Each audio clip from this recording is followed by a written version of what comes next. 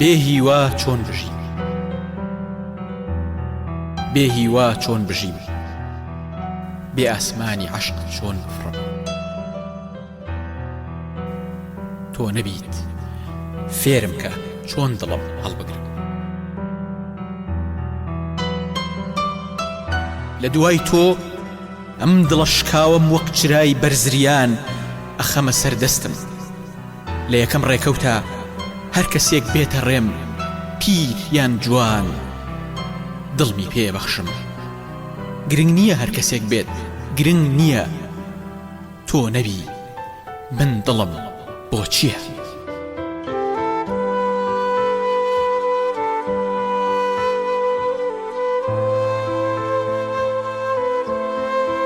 تۆ نەبیت ڕۆح سارا، ڕۆح تەنیا لە گەرمەی سووتانیا دامرکاو بە خۆیان ڕۆچێ. ڕۆح نەبێت سەرداری ڕۆح نەبێت کە خۆتیت، من جەستەم بۆ چییە؟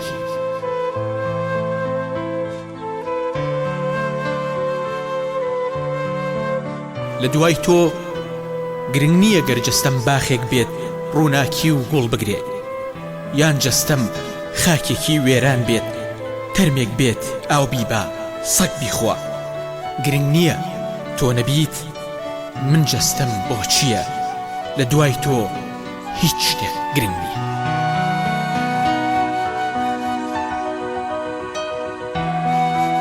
تۆ نەبی چیم داوە لەم ناوە، ئەڕۆم و ئەم شارە جێدێڵم.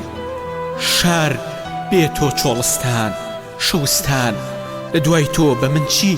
خێڵخانەی ژن کوژان ئاوا بێت یان وێران.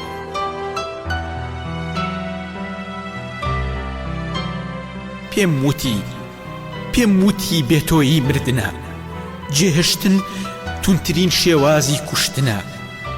لەسەر خۆ گوڵە گیان، لەسەر خۆ کوشتنیش بەهانەی خۆی هەیە، کوشتنیش ڕێسای خۆی، وادەی خۆی، ئێتێکی خۆی هەیە. وریابە گیانەکەم وریابە، ئەم گەمەی کوشتنە ژانی خۆی، کۆتایی خۆی هەیە.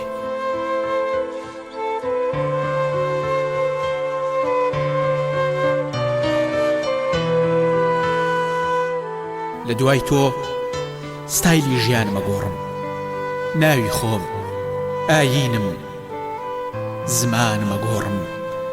چەند سەختە لە دوای تۆ، دەبێت خۆم بە دنیای بێتۆیی ڕابێنم، دەبێت خۆم بە بێتۆ ژیانم ڕاییکەم، خۆم شوێن و زەمانی مردنم دیاریکەم.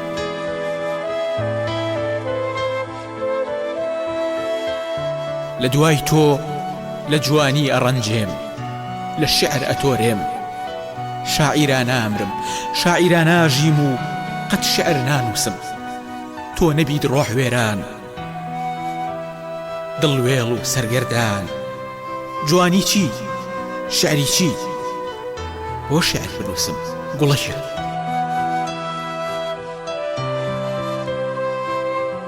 لە دوای تۆ لە وڵات زیزە بم، لە ژیان لە خۆشم ئەڕەنجێم. گرنگ نییە چۆنەژیم، گرنگ نییە چۆنەمرم، وەک پیاوێکی ونڕێ بەرەو کام جێی دوور و لاچەپە بێ ئامانج سەری خۆم هەڵەگرم. خۆم غەریبی شاران، خۆم نامۆی زەمانە، تەنیای ئەبێتە وڵاتم، شێتبوونیش دواپەنا دوالانە، وەک میری ئاشقانی دڵشکاو دەبم بە دێوان. لە دوای تۆ چۆن نەمرم، فێرم کە تۆ نەبی چۆن بژیم، چۆن دڵم هەڵبگرم. تۆ نەبی هیچ شتێک گرنگ نییە، لە دوای تۆ ژیانم بۆ چییە؟